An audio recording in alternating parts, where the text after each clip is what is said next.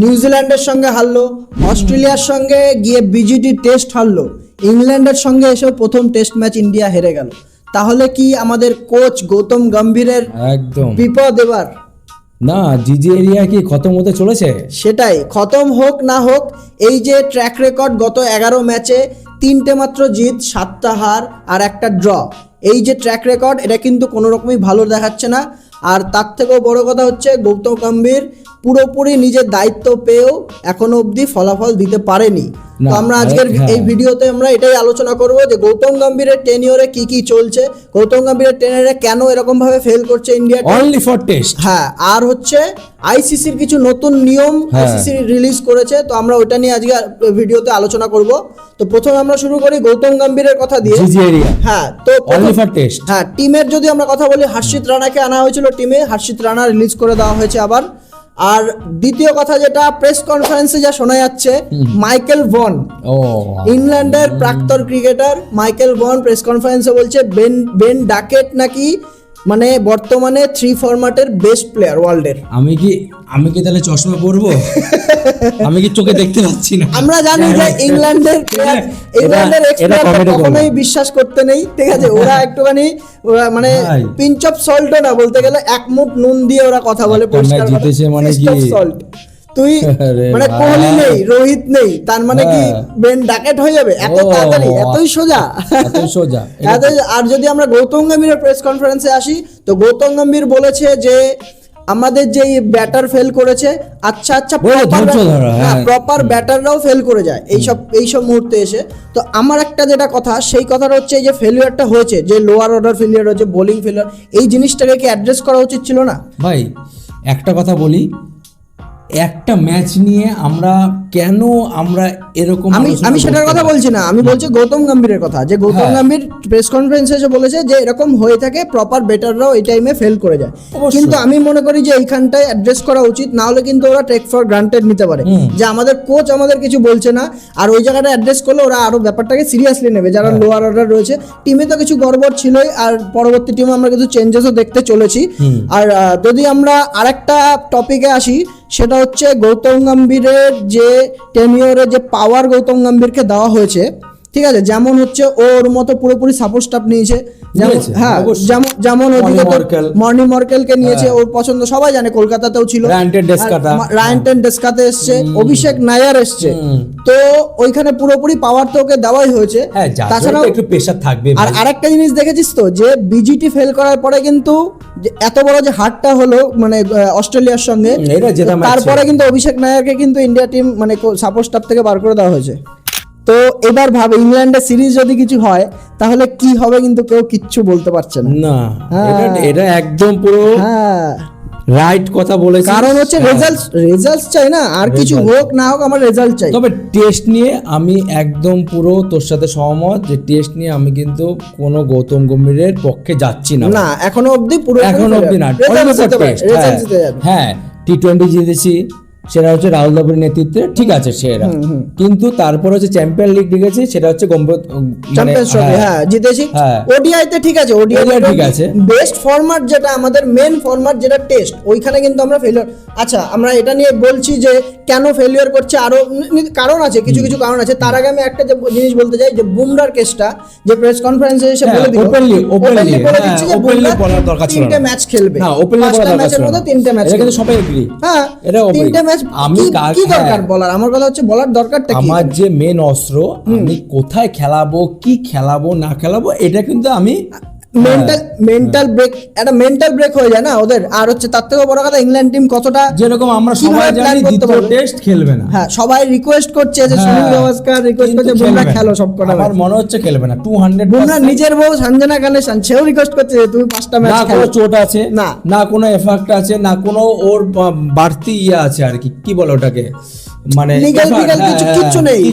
এখানে হচ্ছে পুরোপুরি লোডটাকে কন্ট্রোল করার জন্য, হ্যাঁ, ওভারলোড যেন না হয়ে যায়, এর জন্য এটা করতে চাইছে। কিন্তু যেহেতু প্রথম ম্যাচ হেরেছি, অবশ্যই এটা খেলা দরকার ছিল।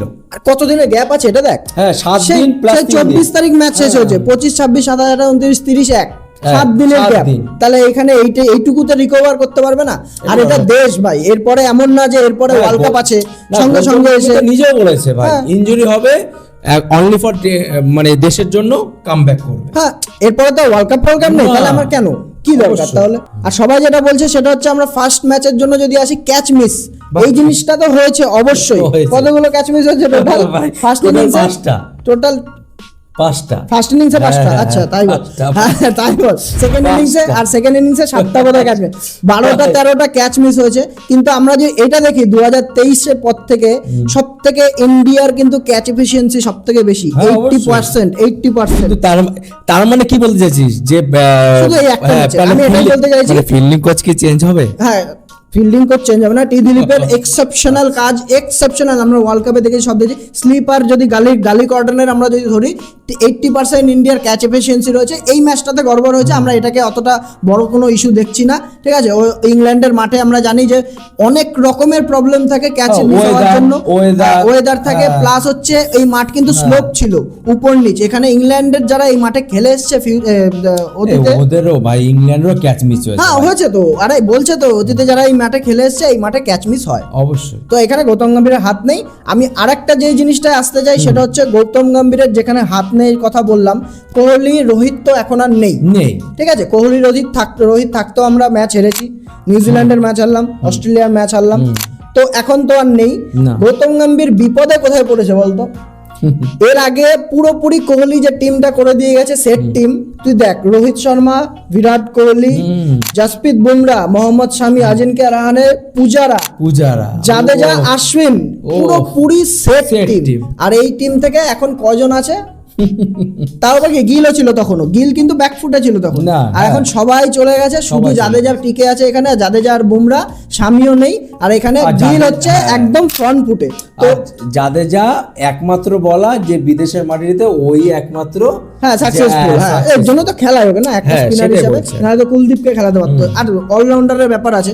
তাছাড়াও আমি যেটা বলতে যাচ্ছিলাম যে এই যে ট্রানজিশনটা হয়েছে যে ইন্ডিয়ান টিমের, পড়ে গেছে গৌতম গম্ভীর খপ্পরে এই জিনিসটার, ঠিক আছে। সেই সময় ছিল সিনিয়রদের ইনভলভমেন্ট, আর এখন পড়েছে পুরোপুরি ট্রানজিশন পিরিয়ডের পরে নতুন টিম পেয়েছে।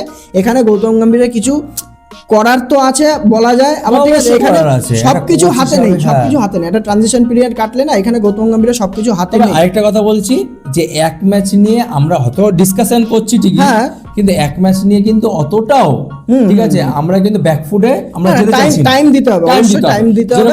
যেরকম আমি মনে করছি গিলকে কিন্তু একটা সিরিজ না নিয়ে কেউ ক্যাপ্টেন্সি নিয়ে কেউ কোনো কথাই ওঠেনি, ক্যাপ্টেন্সি নিয়ে কোনো কথা ওঠেনি। আর তোর এখানে টাইম দিতে হবে, পরিষ্কার কথা। আর হচ্ছে আমরা সাপোর্টও করবো এই জিনিসটাকে, কিন্তু গৌতম গম্ভীরকে রেসপন্সিবিলিটি নিতেই হবে এই জিনিসটার, যে আমরা ম্যাচ হারছি, রেজাল্টস না দিতে পারলে কি হবে ফিউচারে গিয়ে কেউ কিচ্ছু বলতে পারবে না এখান থেকে, কারণ ভিভিএস লক্ষ্মণ পুরোপুরি পিছনে রেডি রয়েছে এখানে, ঠিক আছে। এইখানে গৌতম গম্ভীর এরাফেরা বলে কিছু নেই, ঠিক আছে। এখানে ম্যাচ একটা টিম একটা ট্রানজিশন পিরিয়ডে যাচ্ছে, আমাদের এটা সময় দিতে হবে, কিন্তু রেজাল্টসের দায়িত্বটা গৌতম গম্ভীরকে নিতে হবে। আর নেক্সট ম্যাচের জন্য আমরা ওয়েট করছি যে কি হতে চলেছে। অবশ্যই সবাই ওয়েট করছি। আর আমরা যদি সেকেন্ড টপিকে আসি, সেটা হচ্ছে আইসিসির রুল। আইসিসির অনেকগুলো রুল একদম পাবলিশ করে দিয়েছে, তার মধ্যে প্রথম রুল হচ্ছে প্রথম হচ্ছে শর্ট রান, যেটাকে আমি বলছি। তো আমরা আগে কি দেখেছি যে শর্ট রান নেওয়ার সময় ওভার দ্য রুল, মানে হচ্ছে তোর আন্ডার লাইনের আগে যদি নিয়ে চলে আসতো, সেটা আম্পায়ার কি দায়িত্ব ছিল? আম্পায়ার দায়িত্ব ছিল যে আমরা কোনো এ রান দেব না, শর্ট রান দেব। কিন্তু এই রুলস পুরোপুরি পাল্টে গেছে। এখন যদি কোনো রকম ইচ্ছা করে যদি কোনো রকম শর্ট রান করে, তাহলে সেটাকে 5 রানের পেনাল্টি দেওয়া হবে। আর আরেকটা 5 রান তো পেনাল্টি অবশ্যই। আর এইটার উপর আরেকটা রুলস হয়েছে কি, অপোনেন্ট ডিসাইড করতে পারবে যে কোন ব্যাটসম্যানটাকে সে স্ট্রাইকে রাখবে, একদম কথা। তো এই দুটো পেনাল্টি আছে। তারপর আমি যদি আরেকটা রুলের কথা বলি, সেটা হচ্ছে ডিআরএস। আগে একটা ডিআরএস নেওয়া হতো, মানে ডিআরএস এর উপরে মোদ্দা কথা হচ্ছে জোর, এবার ডিটেল ডিআরএস করা হবে। প্রথমে আমরা দেখেছি যদি ব্যাটে লেগে কোনো রকম কোনো কনফিউশন থাকে, কোহলিকে আউট হতে দেখেছি আমরা, তাহলে আম্পায়ার স্কলের উপর যাওয়া হতো। আর এখন ব্যাটে লাগার পরে প্যাডে লাগলে সেই প্যাডেরও ডিআরএস ভালোভাবে ডিটেলড ভাবে খুঁটিয়ে দেখা হবে, আর ওইটাতেও আম্পায়ার স্কলই মানা হবে। রুল নাম্বার 3 আমরা কি দেখেছি যে সালাইবা, মানে থুতু আর কি, যেটা হচ্ছে কোনো প্লেয়ার যদি থুতু লাগাতে হতো সেটা আম্পায়ার ডিসাইড করতো, যেটা ওটাকে বাদ দেওয়া হতো। তখন যখনই থুতু লাগানো হতো, যদি কোনো রকম চোখে পড়তো তাহলে তখনই বল বাদ দিয়ে দেওয়া বাদ দেওয়া হতো। সেটা হচ্ছে আম্পায়ারের উপর আর decide, এখন হ্যাঁ। সেটা হবে না। কেউ যদি কোনো বোলার বা ফিল্ডার যদি ইচ্ছা করেও থুতু লাগায়, তো এখন সেটা umpire সেটাকে decide করবে। কন্ডিশনের উপর ডিপেন্ড করবে, আম্পায়ার ডিসাইড করবে যে এই বলটাকে বাদ দেওয়া হবে কি। তো আরো রুল রয়েছে বন্ধুরা। রুল নাম্বার 4 যদি আমরা আসি, টি-20 ক্রিকেটে এখন যদি কোনো রকম বৃষ্টির জন্য হোক বা লাইটিং এর জন্য হোক, যদি তোর ম্যাচ যদি শর্ট হয়ে যায়, কোনো রকম অল্প ওভারের হয়ে যায়, তাহলে পাওয়ার প্লে ওভারও এই লিস্ট আসছে আপনাদের কাছে। এই রকম যদি ওভার হয় তো পাওয়ার প্লে ওভার এরকমই হবে। And last but not the least, rule number 5 যদি আমরা বলি, যদি কেউ শয়তানি করে বা কোনো রকম অ্যাক্টিং করে ক্যাচ ধরে ওইটাকে অ্যাপিল করে যে ক্যাচ এটা হয়েছে, তাহলে সেই বলটাকে নো বল বলে ঘোষণা করা হবে। তো এইগুলোই ছিল আইসিসির নতুন কিছু রুল। তো আমাদের এই ভিডিও যদি আপনাদের ভালো লেগে থাকে, অবশ্যই লাইক করবেন ভিডিওটাকে এবং সাবস্ক্রাইব করুন চ্যানেলটিকে এবং শেয়ার করে দিন বন্ধুদের সঙ্গে। আর দেখা হচ্ছে আপনাদের সাথে পরের ভিডিওতে। বাই।